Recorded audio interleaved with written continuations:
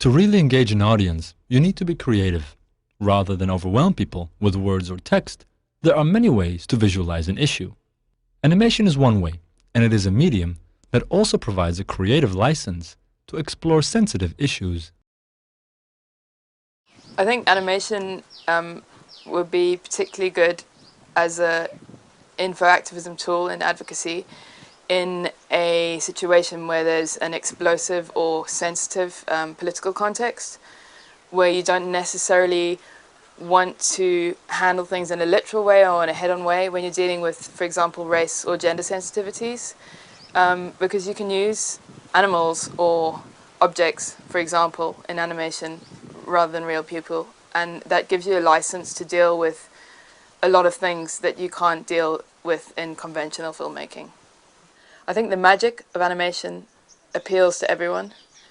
Moving inanimate objects or objects that you don't expect to move is quite amazing, and it's something that excites most people.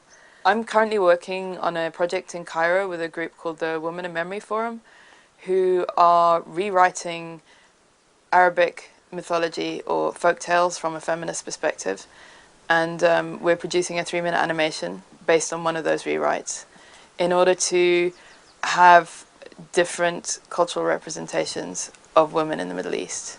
Maps are another way to visualize information. There is something timeless about maps, and this may be why they are a medium that people seem to trust.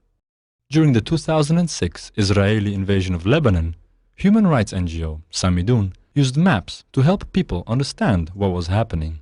We did a couple of maps in the summer of 2006 at the time of the Israeli invasion of Lebanon. And the two main maps, one detailed the daily bombings of Israel on Lebanon every day, and it was updated daily. And the second detailed the damages in infrastructure and vital sites. During that period when we started, we didn't really know what we wanted out of collecting that information, but we wanted to understand what we were going through. And as we started working, publishing the stuff we had, we discovered the different uses for it. In activism and organizing relief work and facilitating reconstruction later on. You don't need to create new maps to embed your messages.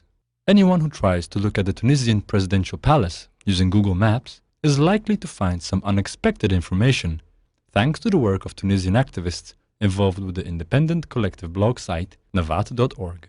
There is a very creative experience that we've seen in the Tunisian internet when activists from Nawat geotagged their videos on YouTube, and by geotagging I mean giving geographical or a name of a place of the video that you are publishing on YouTube, and by doing that you are making your information, your video available and watchable on the mapping tools of Google.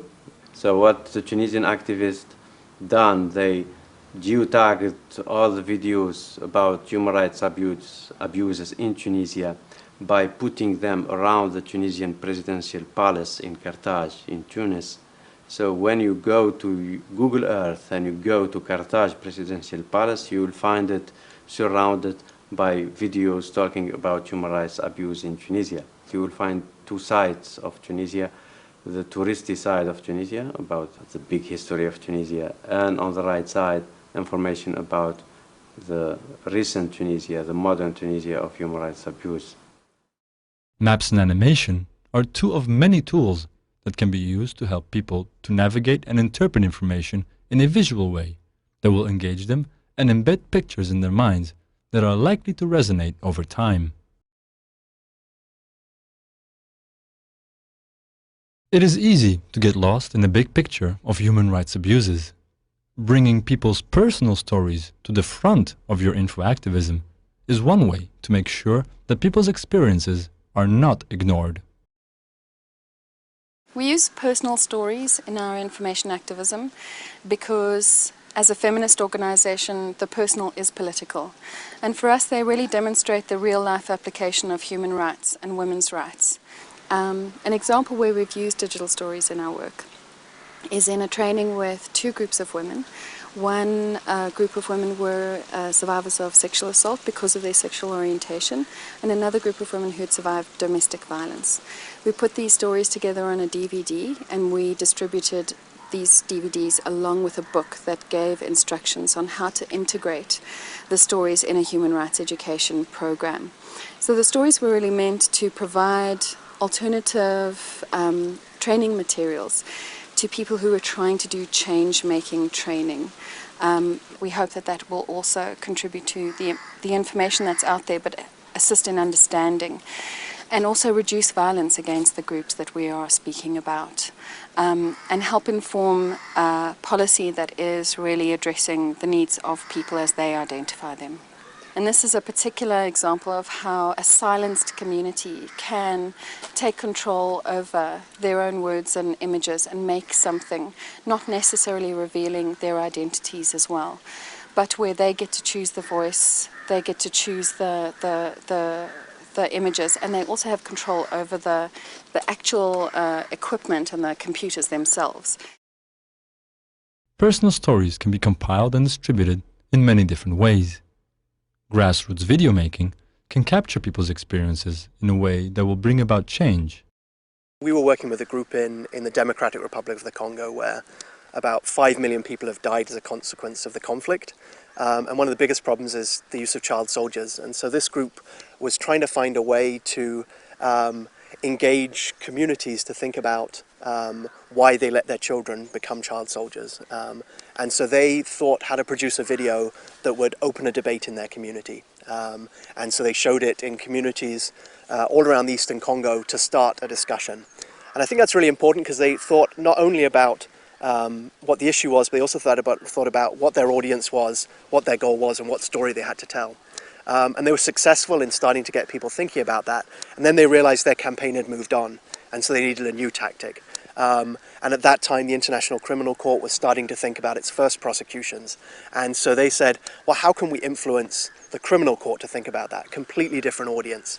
And so they made a different video, which really brought the voices directly of those children who'd been forced into the military to show to senior officials at the criminal court.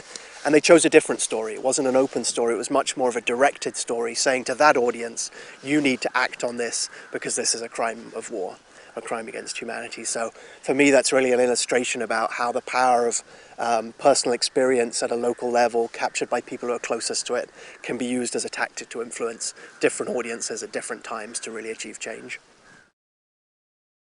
Blogs are renowned for their ability to blur the lines between personal and public dialogue, which makes them an effective storytelling tool.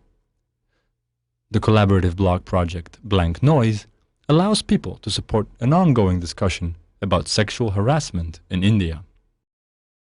They invite bloggers to talk about their experiences of, urban sexual harassment. But also they do it in a way where, like, in the year that I participated in, they asked us to talk about it as if we were superheroes. So it's a very interesting take on urban sexual harassment. It's not a report, it's not like a sub-story, but kind of wittily put. So it's a great way of making things readable as well for a different audience. I think blogs are good tools for infoactivism because they lend themselves to storytelling. And blogs are very personal, so it becomes quite easy for individuals to put their perspectives out there. And it's very easy to use. It's like journaling. And it's a very accessible way of writing and also reading about issues. So the way most blogs work, for infoactivism and for advocacy is through blog communities. So blog communities center around a particular issue, and they usually have a time frame where they write around a particular issue. Blogs, documentary videos, and online stories are three ways that personal stories can be used to ensure that people's experiences reach different audiences and bring about social change. A good joke can spread far and wide and can be a powerful tool, especially when it is used to criticize or mock power in environments where it is difficult to do that in a direct way. Yeah, so in Egypt, while activists were trying to mobilize and agitate people against Mubarak's regime, we got tons of contributions from practically unknown young people on the internet of humorous images that are basically remixing of film posters depicting the face of the president in place of like famous villains and thugs and thieves and members of organized crime or whatever, to make a statement about the current situation. And in a very short period of time, because of the incessant use of humor, the whole mystique of power around the president was completely destroyed, and he's now perceived as an aging old man who is trapped into this role and being very inefficient about it and so on. And that became like a kind of a narrative platform to build an actual movement that is demanding democratic reform and clean elections and so on. People don't only laugh at good jokes. Ever been to a karaoke bar with your family or friends?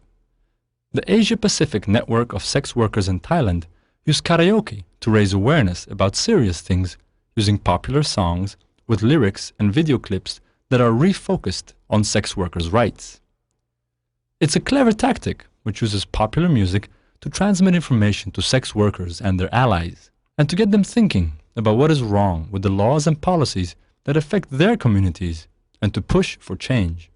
I use video karaoke because in Asia people love to sing a song and see the picture. The video karaoke in Asia is really popular. Then it's easy to get people into that thing. That's why I got the idea about to change the lyrics of that song. So it's easy to get message across about both anti-sex work policy and the new trafficking law. For sex workers from the Asia-Pacific network, karaoke provides a common language, even when they do not have another language in common. The group's karaoke videos have been screened across the region at parties, performances, and in front of audiences of thousands, such as at an international HIV/AIDS conference. One video received nearly 10,000 views online on YouTube and on Blib.tv.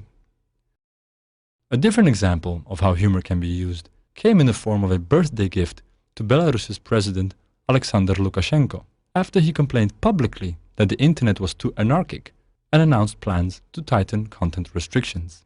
Activists responded with an online campaign that sought to mock what they saw to be propagandizing government-controlled media.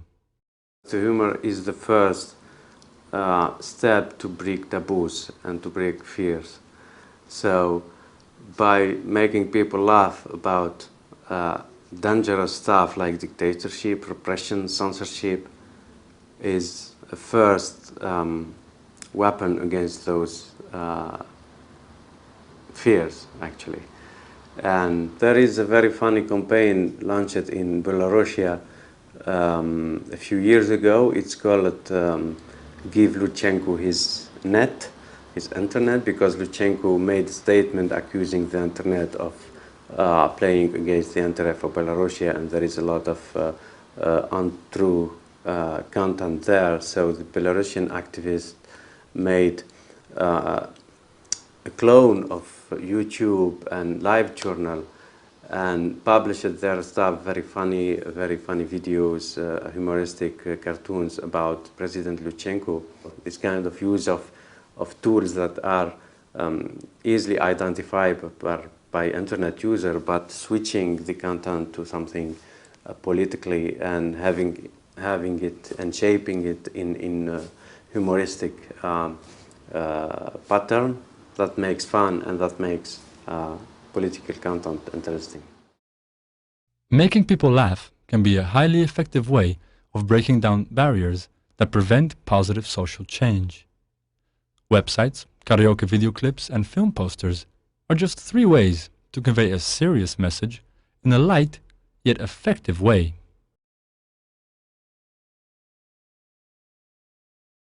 Sometimes an overlooked part of info-activism work is the value of maintaining and sustaining healthy networks. Networks are power in the digital age, and exploiting them fully requires planning and time.